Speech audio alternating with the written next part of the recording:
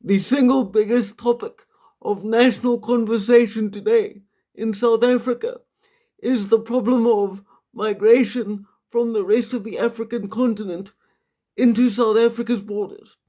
And it doesn't really matter what side of this issue you fall on, whether you are pro migrant or anti migrant. The fact that this issue presents a problem at all is directly because since taking power in 1994, the African National Congress has completely and utterly failed to improve on or even to maintain South Africa's national infrastructure. And that is why everybody is at one another's throats. Because I'm going to lay it out quite clearly for you. The difference between white South Africans, whether they be Afrikaners, English, or anything in between, and the leadership of black people, elected by black people, is that black leaders make empty promises and never actually do anything. Whereas white people, Afrikaners in particular, put vast amounts of energy into building the things that their people need. I will give you just a few examples from the ANC and others.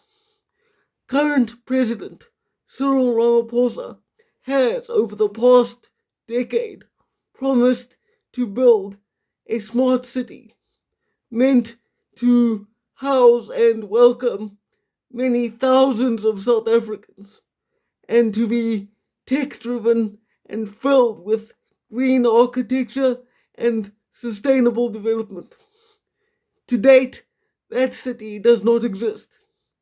Ramaphosa has also promised that a high speed rail network, similar to the kind seen in places like Japan, would be built to transport South Africa's people. That rail network also does not yet exist. And then, even outside the ANC itself, you have its offshoot, the Economic Freedom Fighters under Julius Malema, who promised to build a world class educational facility for poor black children so that they could be educated and lead dignified lives. And to date, that school has not been built, despite the fact that when Malema promised that the EFF would build it, he said that if they did not do so within 5 years, then he and the rest of his party leadership should not be re-elected because they would have proven themselves useless.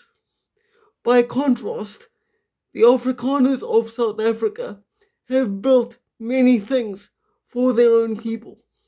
They have built a technical college for tradesmen.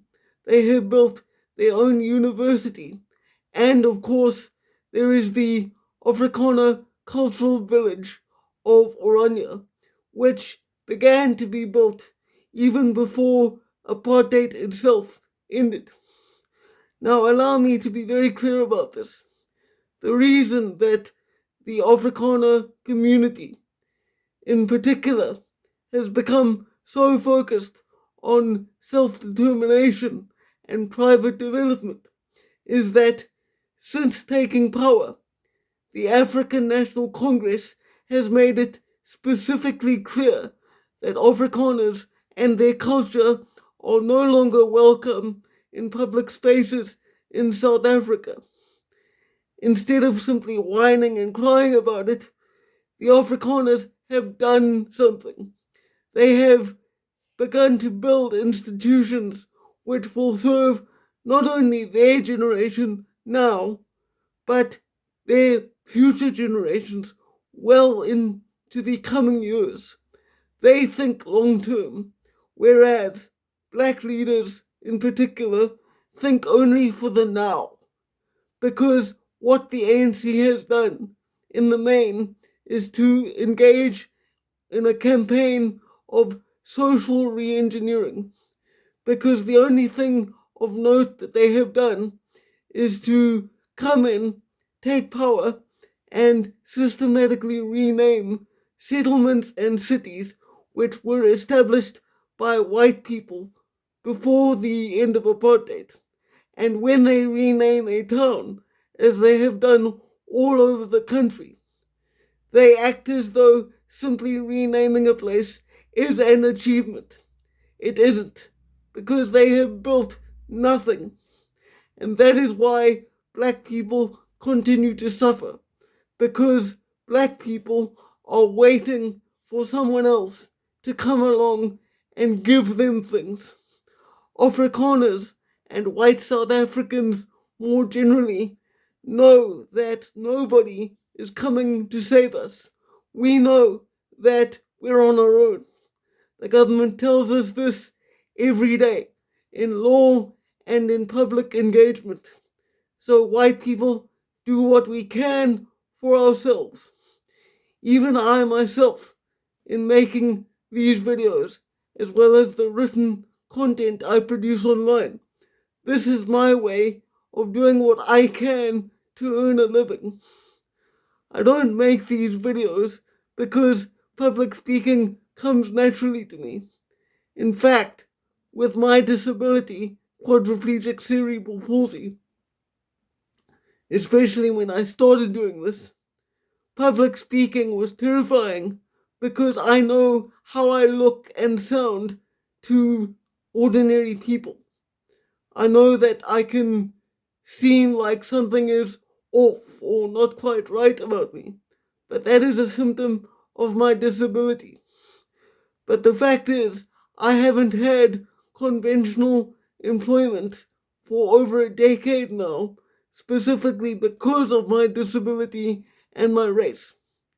So instead of simply whining, crying, and giving up when I realized that the normal way wouldn't work for me, I found a way to do something useful and to earn money by doing it. Because I offer my supporters a unique perspective on South Africa, which they would not otherwise have access to if I did not do what I am doing. And that is the lesson that ordinary black people need to learn. You need to learn to start doing things for yourselves. Because if you do not, you will simply continue to suffer and die. Nobody is coming to save you, especially not the ANC.